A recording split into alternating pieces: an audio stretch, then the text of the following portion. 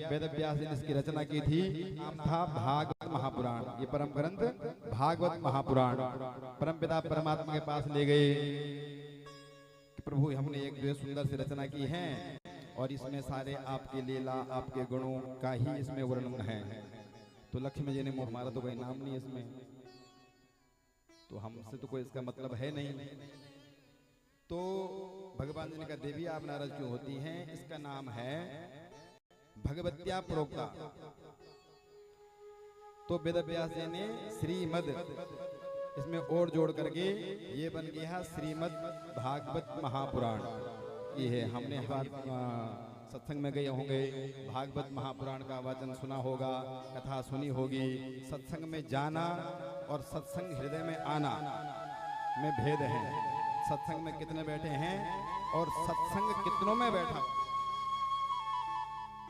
विशेष में तो इसका है कि सत्संग उतर रहा है कि नहीं। यदि सत्संग उतर रहा होगा तो हमें निश्चित रूप से याद होगा।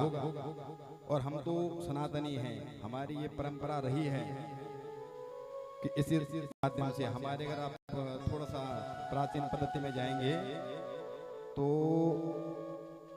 हमारे जो ऋषि मुनि लोग सत्संगों के माध्यम से ही गुरु शिष्य परंपरा या गुरुकुलों का गुरुकुल चला करते थे। यूं कहें कि विद्या का आदान प्रदान सत्संग से हुआ करता था। और इस सत्संग से केवल विद्या का आदान प्रदान नहीं, संस्कार, चरित्र निर्माण, जीवन में क्या करना है क्या नहीं करना है, जीवन का लक्ष्य क्या है, मानव का धर्म क्या है, आए कहां से थे, जा कहां रहे हैं, करना क्या था, कर क्या रहे हैं, ये सारा ज्ञान सत्संग के माध्यम से ही संभव है। एक तो हमारी आजकल आधुनिक पद्धति जिसका नाम है शिक्षा। आपसे पूछा जाए कि पढ़े लिखे कितने हैं, शिक्षित कितने हैं? शायद जिनको पढ़ना तो वो शिक्षित हैं। और शिक्षा और विद्या में भेद है। वहीं आपको कहा दिया जाए कि विद्वान कितने हैं। शिक्षित तो आप हैं, विद्वान कितने हैं? तो तब नंबर आ कि वो संत जी या ब्राह्मण कहते हैं ना, पंडित जी विद्वान या शास्त्री जी, फिर हमारे गुरु जी।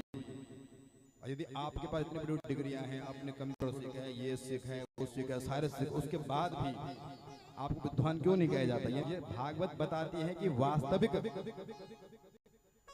जीवन का ज्ञान, वास्तविक विद्या, विद्या किसको बोलते हैं? सा विद्या या विमुक्त विद्या वही है जो हमको वास्तविक का बोध कराए। वास्तविक जीव, वास्तविक जगत, वास्तविक जगदीश, यानी जीव जगत और जगदीश का वास्तविक बोध कराए, वास्तविक स्वरूप का परिचय कराए, उसको कहते हैं विद्या।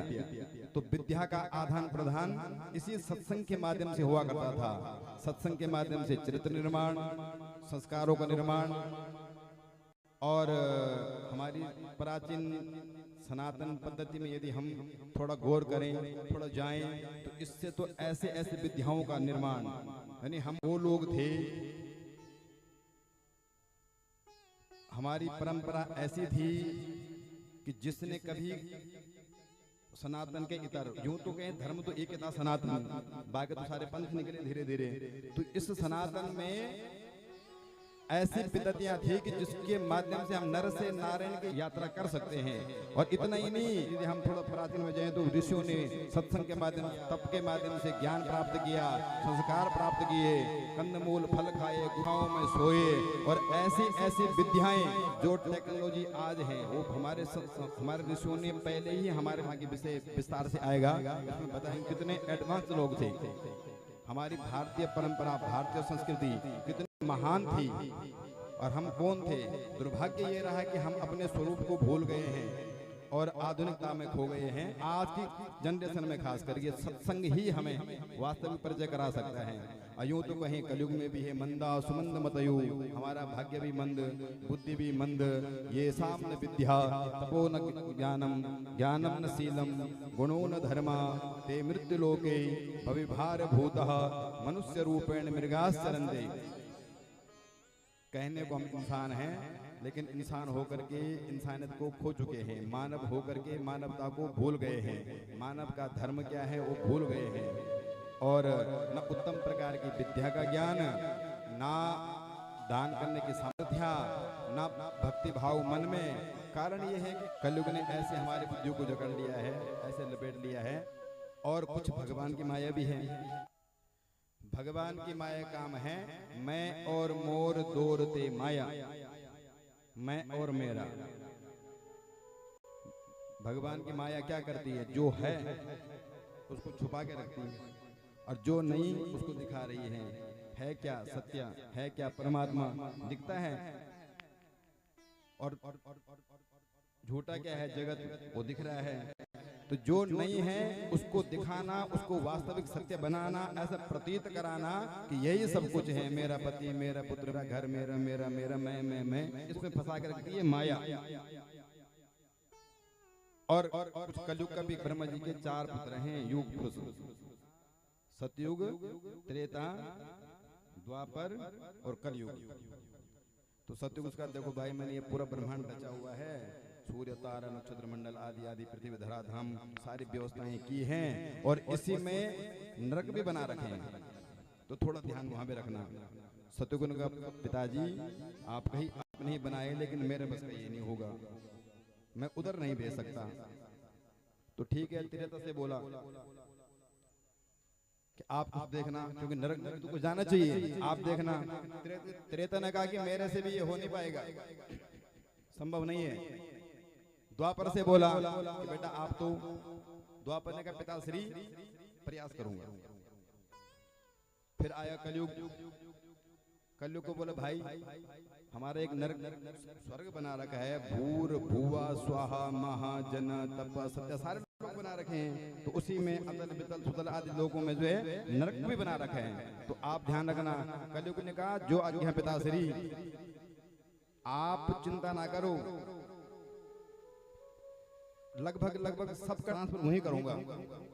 एक आध कोई होगा जो कि सहज माया से बच जाए और मेरे प्रभाव से बच जाए, अन्यथा पिताजी आप बिल्कुल चिंता ना करो, आप बल्कि वहां और कमरों की व्यवस्था करो, सब एक एक करके सबको वहीं भेजूंगा।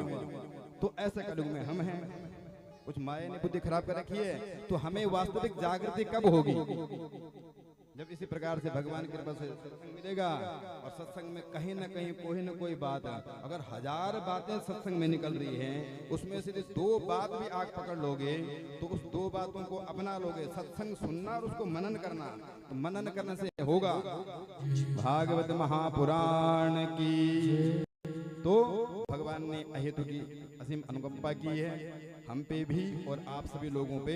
अब आप देखो ना सत्संग में हमारे इस क्षेत्र में कितने लोग होंगे, और भगवान की कृपा कितने पे है। तो जे जाने, जिसको भगवान जनाता है वही आता है। तो जब भगवान घट वासी हैं, घट में विराजमान करते, सत्संग में क्यों जाएं? तो यदि आपकी भाषा में कहें तो सत्संग एक तरह से आजकल जो जमाना चल रहा है ना वाईफाई, तो भगवान के वाईफाई का माध्यम है ये सत्संग। और आप लोग तो कहते हैं जब भी देता भगवान देता छप्पर फाड़ के, तो छप्पर कहाँ लगा हुआ है? हमारे घरों में लेंटर हैं, ठीक है। और ये संत मंडली भगवान का परिचय कराते हैं, भगवान से कनेक्शन जोड़ते हैं। वे कनेक्शन हमारे फोन पे कौन जोड़ता है? कुछ तो है तरंगे। तो ये संत, ये गुरु, ये ब्राह्मण, ये वाईफाई, और सत्संग तो टावर है पूरा। जब टावर लगी गया है, इतना प्रयास हम कर रहे थे यहाँ वहाँ, जो भी जिस प्रकार से व्यवस्थाएं बन रही थी, आप लोगों का भरपूर सहयोग था, और मैं तो धन्य हूँ। भगवान की अहेतु की कृपा मेरे पे है, आप पे है। आप लोगों ने कलश यात्रा में एकदम मन प्रसन्न पुलकित हो गया। और कलश यात्रा के भी साथ साथ में यदि आप बात आई गई है, यदि कलश यात्रा का महत्व बताया जाए, कलशस्या मुखे विष्णु कंठे रुद्रा समाश्रिता मूले तुस्तो ब्रह्मा, उसमें सारे देवता, सारे तीर्थों का, सारे नदियों का, सबका वास होता है।